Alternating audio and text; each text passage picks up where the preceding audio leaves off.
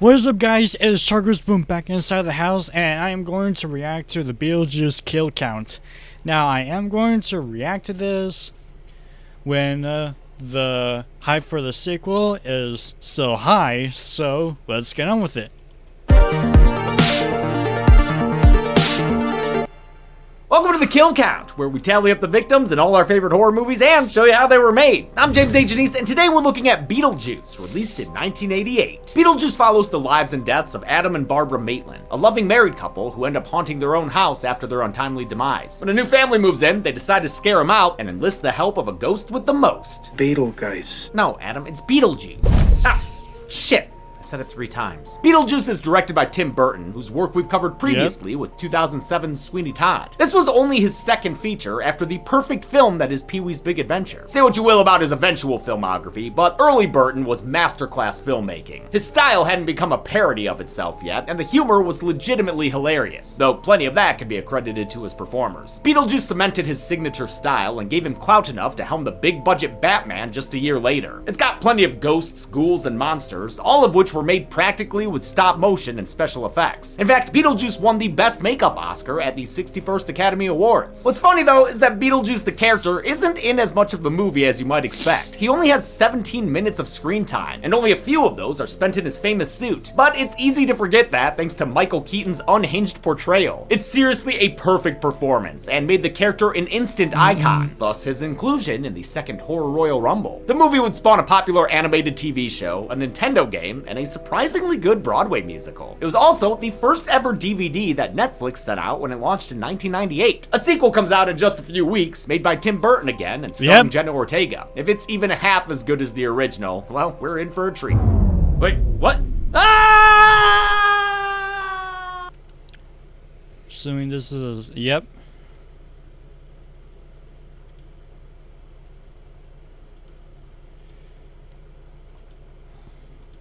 Will our ghost with the most nab any kills when we say his name 3 times? Let's find out and get to them.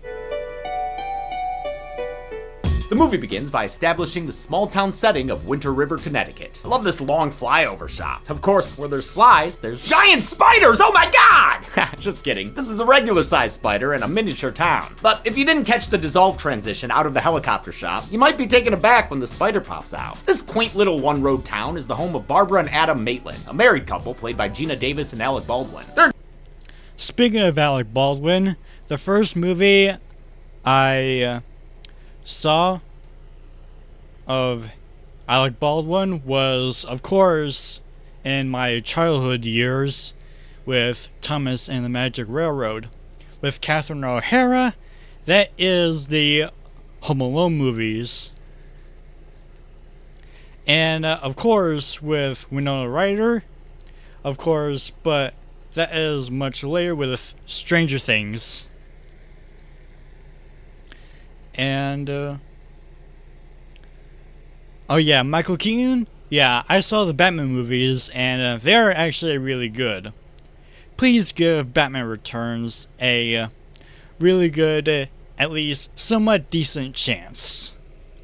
They're enjoying a staycation in their massive house, which they've been trying, without success, to fill with mini Maitlands. Barbara's cousin Jane keeps bugging them to sell the house to a family with kids. This house is too big for you. It really ought to be for a couple with a family. Wow, Jane, will you fuck off? The Maitlands are happy here, making their models and smooching on drop cloths. They've got no reason to leave this primo location of, 5,000 square feet? It's peaceful and solitary up on the hill, yet town is only a red bridge away. They go there since Adam needs materials for his models, and he grabs them from the hardware store they own. But on the way back, a stray dog causes them to crash through the side of the bridge. It's a cartoonishly close call. The only thing holding them there is that dog!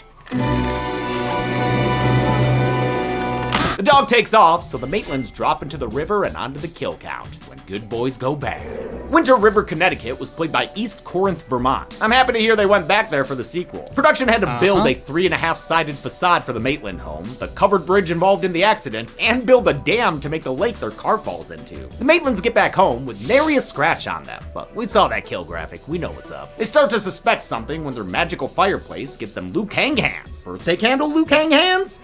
Must be a friendship. Friendship? hip. When they try to leave the house, they find that their front lawn's been turned eco-friendly. It's a Salvador Dali-looking desert hellscape. And sure, the giant planet in the sky is pretty cool, but the view ain't worth the sandworms and all their stop-motion glory. This thing's an oversized toy from A Nightmare Before Christmas, and it's ready to— oh, drat, they got away. Next time, sandworm. Back inside, they figure out what's happened when they see their Nosferatus in the mirror. Oh, also, this book's a good clue. Handbook for the recently diseased. Deceased. They realize the truth. Thanks to that crash, they've joined the departed. News of their deaths reaches the underworld, where our titular character decides to make them his next mark. The Maitlands settle into married afterlife, working on their models and sitting on their smoochin' smocks. Jane visits the house, but they're unable to get her attention. According to their manual, the living usually won't see the dead. Won't or can't?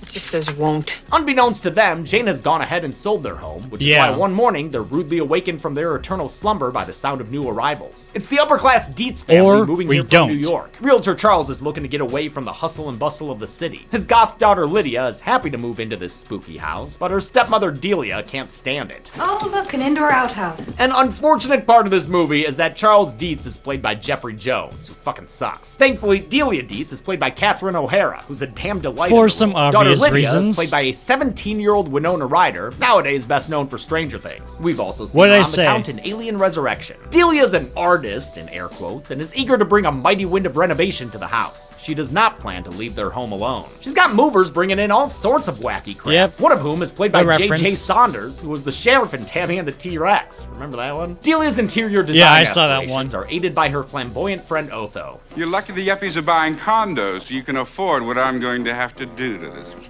Otho is so far past gay-coded, man, you can't even see the functions anymore. The Maitlands aren't thrilled about these people tearing up their home, but their manual says they're ghosts, so maybe they can scare them out like Haunting starring Poltergeist.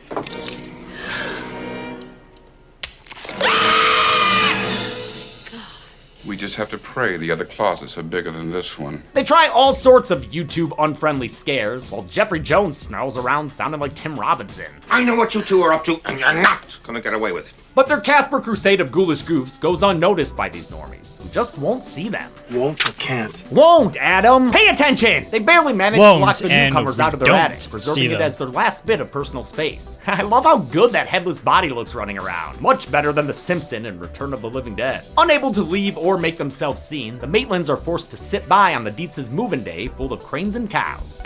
Maybe get those cows away from that crane, unless you're planning on feeding a T-Rex or something. Jane drops by and gives Jurassic Lydia Park a key to the reference? attic, threatening the one room the Maitlands can still call their own. It's at that moment their TV plays a commercial for Beetlejuice, whose flyer they found earlier. Troubled by the living? Is that the problem and not the solution? Call Beetlejuice. Adam hasn't nailed the pronunciation, probably because the character's name isn't spelled like the movie title. It's spelled like the star it's named after, Beetlejuice, the 10th brightest in the sky and part of the Orion constellation. I like astronomy. Beetlejuice touts himself as a bioexorcist, a ghost who gets rid of the living for a living. He can take care of their human possession, as he promises in this amazing preview of the character. I'll do anything. It gives us a hint of the performance in store, and even ends with a little jingle. I'll eat anything you want me to eat. I'll swallow anything you want me to swallow. Come on down now. Chew on a dog. Oh! The Maitlands haven't gotten that desperate yet and opt to follow the manual, even though that thing's got Bible-thin pages. Damn. It says to draw a door in case of emergency, and their chalk outline gives way to a glowing green entrance, whose light Lydia sees outside. After they step through, she opens the door and discovers their hideaway and haunted handbook. This now famous book cover was designed by art director Tom Duffield to look like a Dick and Jane reader, and the boomers go wild. The Maitlands find themselves in the scariest place of all, a waiting room. Ooh. This DMV of the dead has plenty of colorful corpses, like a magic trick gone wrong, a big game hunter with a shrunken head, and old bone swallower Bill. Ha, Bill, always swallowing them bones. They take a seat next to the world's best anti-smoking PSA. You want a cigarette? Oh, no, thank you. I'm trying to cut down myself. By the way, these afterlife characters aren't being included on the count, since we never knew them when they were living. I think that's consistent?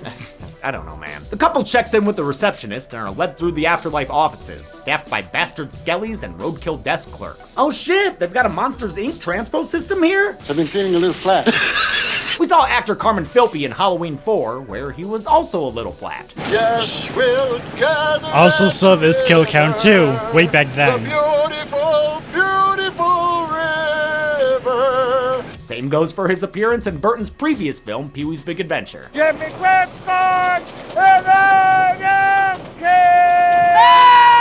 As they're leaving, the Maitlands pass by the Lost Souls room, a sort of afterlife. It's where spirits go after they've been exorcised. In other words, death for the dead. Kinda like at the end of Hercules, you know, that whirlpool version of the beach that makes you old. When they return home, they wind up in that place from Nightmare 4 where they played Dramarama. But this Art Deco dojo is actually their home. They've been gone for 3 months, during which Delia transformed the place inside and out. Beetlejuice's German expressionist-inspired production design comes courtesy of Bo Welch, who was hired because Burton liked his work on The Lost Boys.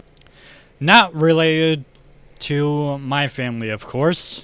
He found Burton's vision and detailed storyboards immensely helpful for his job, and found the entire production immensely helpful for his happiness. It was where he met Catherine O'Hara, and they started dating towards the end of the shoot. They're still married to this day. Aw, that's nice. The Maitlands finally meet Juno, the caseworker assigned to their ghostly affairs. We're very unhappy. What did you expect? You're dead. She says if they want to scare the Dietzes out, they should start small rather than going heads off right away. And don't even think of outsourcing their scares to the B-Man. Don't even say his name. You don't want his help. Beetlejuice used to be her assistant before he went rogue, cause he's too wacky and wild to be contained. Then the perpetually smoking lady pieces out in a puff of smoke. I love how smoke also comes out of her slit neck. Effects artist Bob Short had to blow cigarette smoke out of a tubing system. Short handled most of the movie's prosthetics and makeup effects, spending 3 months designing and constructing the various creatures. Burton told him to make them look like his illustrations and not worry about realism, which is why a bunch of them don't look fully human. The Maitlands decide to step up their ghost game by bringing it back to the classics.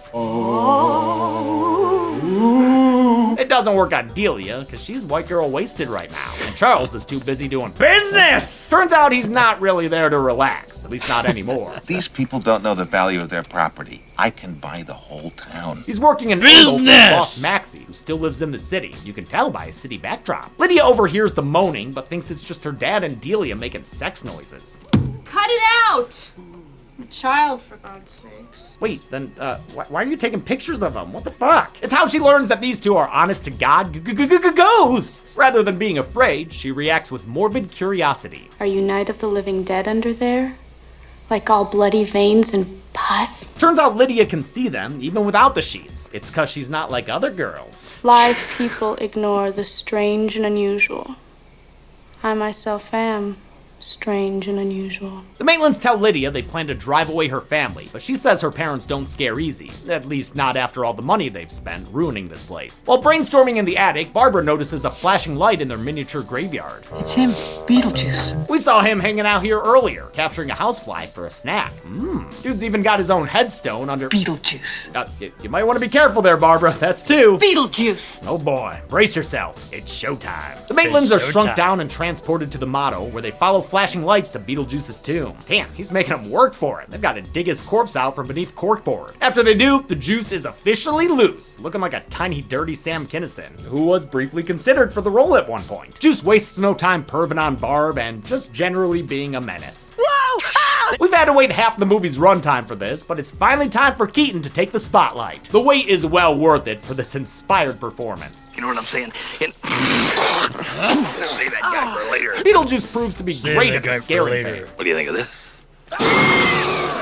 You like it? Actually, might be a little too frightening. I've seen The Exorcist about 167 times, and it keeps getting funnier every single time I see it. I mean, the dude's talking tactics that include possession and straight up madman. Oh, and he's still perving on Barb. Hey! Excuse me? What? Beetlejuice is played by Michael Keaton, last seen on The Kill Count and Jack Frost. Oh, wait, no, sorry, wrong one. Burton really wanted Keaton for the role, but the actor was hesitant at first since he didn't understand the script. He eventually agreed saw the because he liked the Snowman Kill director Count. and was given free reign with how the character behaved. Is everybody with me here? And nobody went, stop doing that, Mike. So I just said, okay, I'm gonna keep going. He was encouraged to swing for the fences by Burton and the crew, who chanted juice when he first showed up on set in character. It only took him 2 weeks to film all his scenes, and he ad-libbed a lot of the performance. Nice fucking mono! Keaton also helped design the character's look, even though Burton had plenty of sketches to begin with. And I said, I want hair that looks like I stuck my phone in an electric bomb. He came up with the idea for all the mold alongside makeup artist V. Neal, whose credits are an insane list of giant films and the show Face Off. It took 3.5 hours to apply the look, which was never rehearsed or screen tested. He just showed up on set looking like this, and everyone loved it. It was one of the great yes and experiences. The Maitlands aren't fans of the Juice's whole vibe, so they ditch the dirty bastard and decide to take another crack at being creepy themselves. Downstairs, the Dietzes are hosting a giant shrimp cocktail party for some guests. They include Otho, Delia's agent Bernard, their writer friend Grace, and neurotic artsy type Beryl. Bernard is played by Dick Cavett, a talk show host. You know, like Jack Delroy. He was previously on the kill count as a Freddy-infested version of himself who murdered Zsa Zsa Gabor in Dream Warriors. It was great. What'd you think? Meanwhile, real-life artist Adele Lutz had a brief appearance in Silence of the Lambs. This miserable party is full of snooty food and snide comments about Otho. Paranormal, is that what they're calling your kind these days? Oh, damn! The Maitlands interrupt the pretentious proceedings with karaoke. The guests are forced into a supernatural song and dance number set to the Banana Boat song by Harry Belafonte. Incredible face acting and lip syncing all around. Sometimes their dances look like a David Bowie pose, and other times it gets more David Byrne, which is funny since Adele Lutz was married to Byrne at one point and designed costumes for his movie True Stories. The fun and games end with a scare that's actually pretty effective.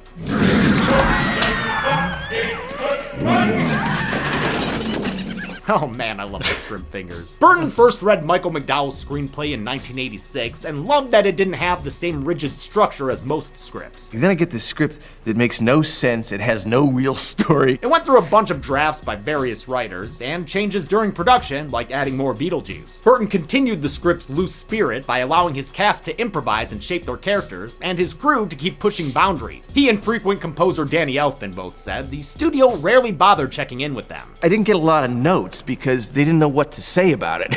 The only Yeah, I also love Danny Elfman's music. Mine, of course, is the main titles from the Charlie and the Chocolate Factory movie. Interference I read about was that the studio briefly made Burton remove the possessed dinner calypso karaoke scene, which is nuts. Burton wisely put it back in at the last minute. The Maitlands are thrilled with their efforts until they see that they haven't scared these rich pricks off. They've only made them more interested. It was like being at an amusement park. They want to turn this haunted house into a tourist attraction. People will pay big money for this. Yeah, man, James Randi's got $1 million for you. Lydia's forced to take her parents up to the attic where, oh my god, there's a sniper! Lydia, get down! Oh, wait, that's just the light. My bad. Otho nabs himself some new reading material as Beetlejuice decides to give the Maitlands a trial run of his services. Let's turn on the juice and see what shakes loose. The Dietzes soon discover that their railing has developed scaling. It's Beetlejuice in the form of a Michael Keaton condo. His brand of haunting is less Day-O dilly-dallying and more, severe concussions. Oh, and perving on Delia. Yeah, they're up Schitt's Creek now. Beetleman turns his thirst towards Lydia, so Barbara intervenes on her behalf. Beetlejuice! Oh no! The reverse Uno banishes the bioexorcist back into the model town, but he still intends on being a literal thorn in their sides. Luckily, he's waylaid by an itty-bitty titty bar filled with hot demon chicks, yeah! Gonna tell my kids this was Has-Been Hotel. This distraction was added by Juno, who's none too pleased with the Maitlands. Not only did they summon Beetlejuice, but their haunting hijinks could expose the afterlife to the living at large. She's more annoyed with them than she is with her latest clients. Coach, where's the men's room? Yeah. I'm not your coach. He survived. She tells them to go all out, so the Maitlands get creative, mushing up their faces. Adam stretches out into a spy versus spy guy and fills his fingertips with eyeballs! Barbara flicks her peepers back and pops them out her mouth, and stretches her mouth open like a messed up looking Muppet. Ha, things are looking up, Juno. The Maitlands have a plan, and even the football players are starting to figure things out. I don't think we survived that crash. How did you guess? In the land of the living, the Dietzes' parental concerns have finally kicked in. They're worried these ghosts and ghouls are too dangerous for Lydia, but Otho convinces them to stay the course. You know, for money. Otho's played by Glenn Shaddix, who voiced the mayor in A Nightmare Before Christmas. Catherine O'Hara voiced Sally in that movie, which Burton produced but did not direct. Common misconception. Shaddix, who sadly passed away in 2010, also appeared alongside Winona Ryder in Heathers, which came out the day after Beetlejuice was released? What you doing opening 2 movies in one weekend, Winona? That's crazy. Lydia winds up in the attic where she finds Beetlejuice in miniature form. Are you a ghost too? I'm the ghost with the most, babe. He asks her to let him out by saying his name 3 times, but since he's not allowed to say it himself, he resorts to paranormal Pictionary. Hi, how are ya? Lydia nearly summons him before the girl is interrupted by Adam and Barbara. The couple decides not to go through with the haunting, having grown a fondness for Lydia as a sort of surrogate daughter. They invite her and her family to stay in the house, for better or worse. Unfortunately, things seem to be sliding towards worse. Charles's big shot boss, Maxie Dean, and his wife Sarah have arrived to hear a pitch for their new business venture. The Dietzes want to transform this whole town into a paranormal theme park with their home as the main attraction. Maxie is played by Robert Goulet, the esteemed singer and Broadway actor. Also, there's a mustache award named after him.